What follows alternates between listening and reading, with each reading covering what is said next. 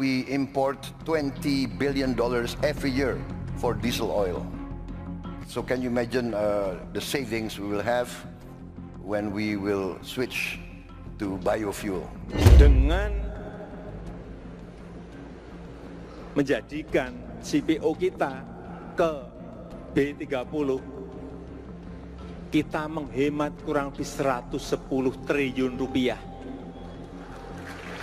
per tahun. Dan nantinya kalau sampai kepada B50 saya nggak bisa menghitung, yang jelas pasti lebih dari 200 triliun. Yang riset siapa? Riset dan inovasi ini dilakukan oleh siapa? Oleh profesor-profesor di ITB. Bukan dari negara lain. Nah kalau ini nanti bisa masuk ke B100, saya tidak bisa membayangkan bahwa kita sudah tidak impor minyak lagi.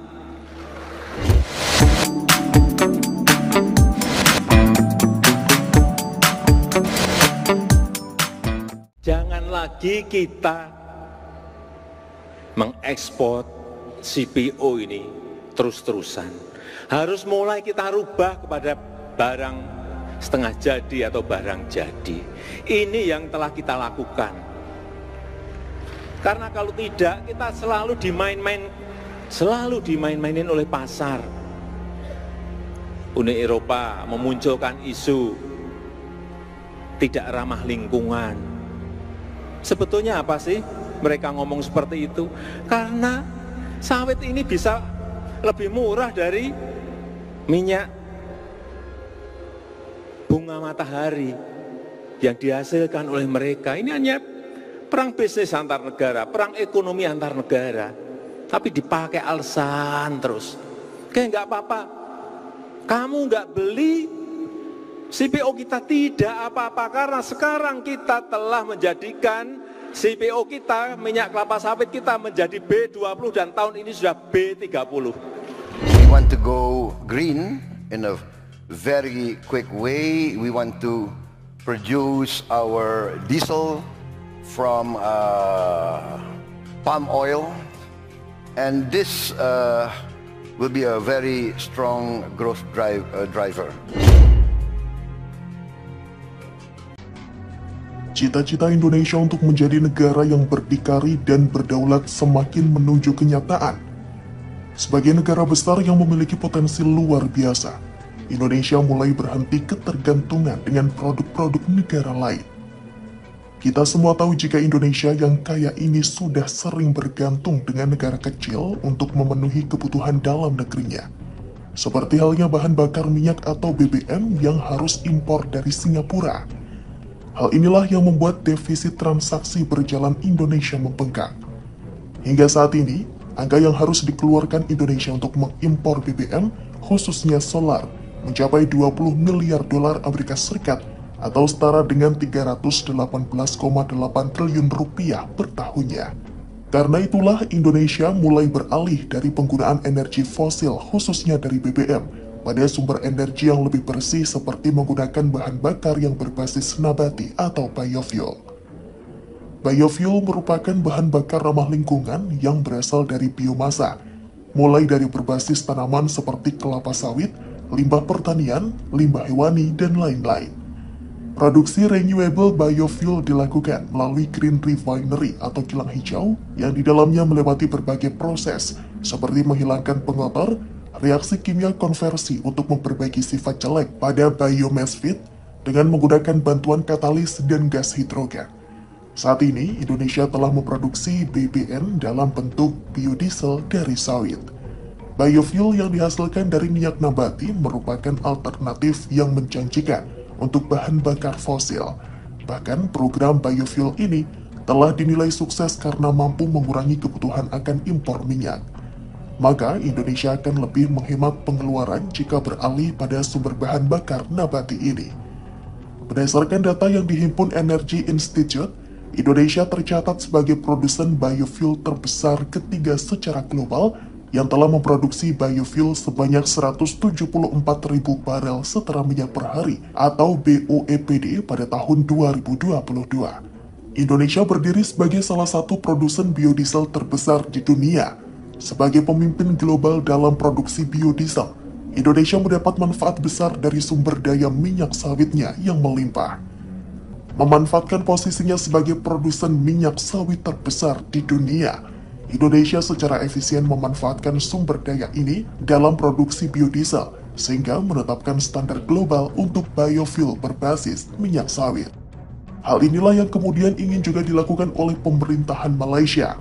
Pemerintah Malaysia belum lama ini meluncurkan peta jalan transisi energi nasional atau NETR tahap kedua yang mencakup penerapan mandat pencampuran biodiesel B30 yang ditargetkan pada tahun 2030. Inisiatif ini muncul pertama kali oleh mantan Perdana Menteri Malaysia Mahathir Mohamad yang melihat kesuksesan Indonesia dalam menerapkan mandatory biodiesel 20% atau B20. Kemudian Mahathir menargetkan kebijakan itu bisa diterapkan pada tahun 2020 di Malaysia. Saat itu, Mahathir menyatakan bahwa Indonesia telah melampaui Malaysia sebagai produsen kelapa sawit terbesar dan sudah menerapkan B20 pada sektor transportasi.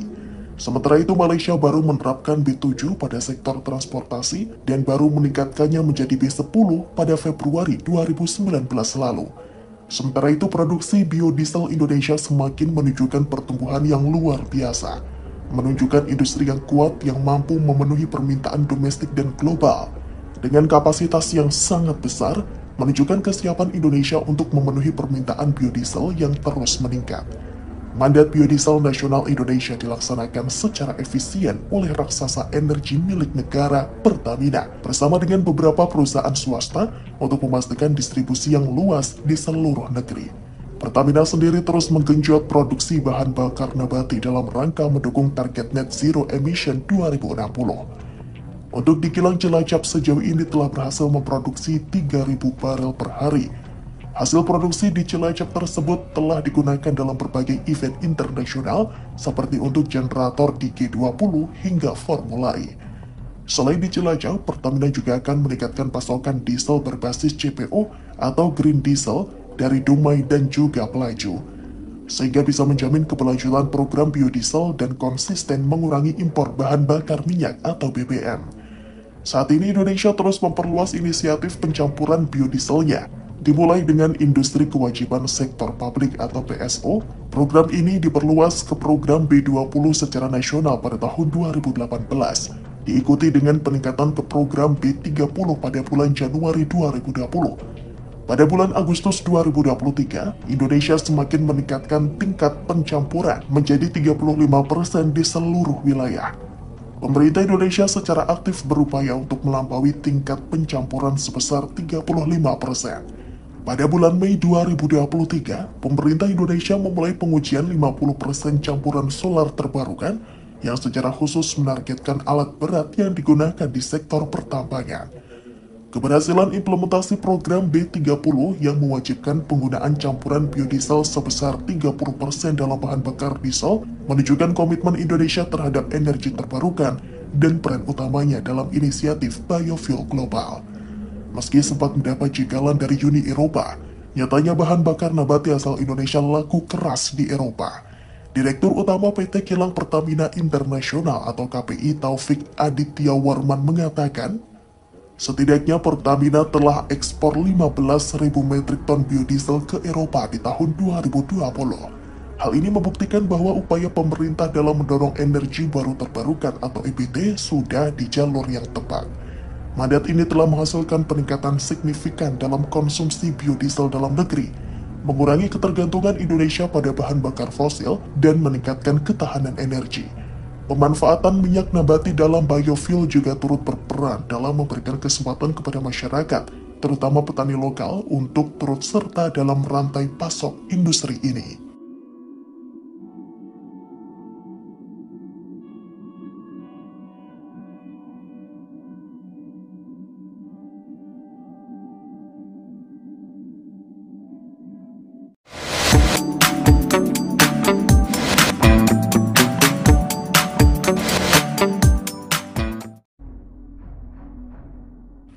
Babak baru industri kendaraan listrik atau EV Indonesia telah dimulai.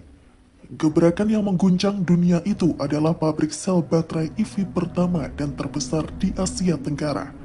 Pabrik canggih tersebut berlokasi di Karawang, Jawa Barat. Kehadiran fasilitas pabrik sel baterai terintegrasi pertama di Indonesia yang dikelola PT Hyundai LG Indonesia atau HLI Green Power tersebut bisa membuat Indonesia semakin kompetitif di pasar global terkhusus ASEAN. Berdiri di atas lahan seluas 319.000 meter persegi, pabrik ini mampu memproduksi hingga 50.000 battery system assemblies atau BSA untuk BEV setiap tahunnya dan mengemisi 160.000 ton karbon serta mengurangi impor bahan bakar minyak atau BBM sebanyak 45 juta liter ton per tahun. Dengan kapasitas produksi mencapai 10 gigawatt-hour per tahun dan investasi sebesar 13,5 triliun rupiah, pabrik ini menjadi bukti nyata keseriusan Hyundai dalam mendukung pembangunan industri EV di Indonesia. Fasilitas ini sekaligus akan meningkatkan kapasitas produksi EV menjadi 70.000 unit pada tahun ini, dengan total kapasitas produksi 150.000 unit per tahun. Presiden Joko Widodo meyakini Indonesia dapat memenangkan persaingan global dalam industri kendaraan listrik karena memiliki berbagai sumber daya penting untuk mendukung industri tersebut. Bagaimana tidak? Indonesia memiliki tambang nikel, bauksit dan tembaga, serta fasilitas smelter yang diperlukan untuk produksi katoda, prekursor, dan baterai kendaraan listrik. Indonesia juga sudah memutuskan untuk tidak mengekspor mineral dalam bentuk mentah, sehingga setelah ini diyakini tidak akan ada lagi yang bisa menghadang langkah kemajuan Indonesia. Ditambah lagi dengan adanya pembangunan pabrik sel baterai kendaraan listrik di Karawang, maka Indonesia bisa mewujudkan cita-cita untuk menjadi pemain penting dalam rantai pasokan global untuk kendaraan listrik. Hyundai Motor Group menjadi brand pertama di industri otomotif Indonesia yang memberikan investasi substansial mulai dari mengolah bahan baku, memproduksi sel baterai dan battery pack, memproduksi EV, dan mengembangkan jaringan stasiun pengisian daya nasional yang 100% dibuat di Indonesia. Kehadiran pabrik raksasa itu tidak hanya akan meningkatkan perekonomian negara, tetapi juga menciptakan ribuan lapangan kerja, mendorong inovasi dan pengembangan keterampilan tenaga kerja lokal. Keyakinan ini ditengarai dari permintaan global atas kendaraan listrik yang tumbuh pesat. International Energy Agency atau IEA memprediksi penggunaan kendaraan listrik secara global hingga akhir tahun 2024 mencapai 17 juta kendaraan, dengan peningkatan penjualan 25% lebih tinggi dibanding tahun sebelumnya. Oleh sebab itu, pemerintah Indonesia sangat antusias menyambut diresmikannya pabrik ekosistem baterai litium dan kendaraan listrik tersebut. Tidak hanya tentang pasar, Indonesia memiliki kartu truf yang tidak dimiliki oleh pemain EV lainnya, yaitu cadangan nikel yang melimpah. Komponen baterai penting ini menempatkan Indonesia di posisi puncak rantai pasokan EV global. Dengan perkiraan 25% dari cadangan nikel dunia, negara ini berada di ambang menjadi kekuatan baterai. Selain Hyundai, Indonesia juga telah berhasil menarik investasi dari perusahaan seperti LG dan CATL. Integrasi vertikal ini, dari pertambangan hingga produksi baterai hingga kendaraan akhir, menciptakan gambaran ekosistem EV yang penuh dengan peluang. Melihat potensi yang dimiliki Indonesia ini, negara barat seperti halnya Amerika Serikat tidak mungkin bisa mengembangkan kendaraan listrik atau electric vehicle tanpa keterlibatan Indonesia. Bahkan, teknologi fasilitas pengolahan atau smelter berbasis HPAL milik Amerika Serikat disebut sudah ketinggalan zaman dibandingkan dengan China atau negara Asia lainnya. Untuk itulah langkah menghentikan ekspor mineral mentah, kemudian dilanjutkan dengan pembangunan industri EV, merupakan langkah yang sangat tepat. Seperti halnya China, industri mobil listrik Indonesia telah meresahkan negara-negara barat. Hal ini terbukti dari jegalan demi jegalan yang dilakukan Amerika Serikat hingga Uni Eropa terhadap Indonesia. Mulai dari digugat ke WTO hingga diterbitkannya kebijakan Inflation Reduction Act Amerika Serikat yang dianggap menjegal produk hilir mineral dari Indonesia lantaran belum memiliki Free Trade Agreement.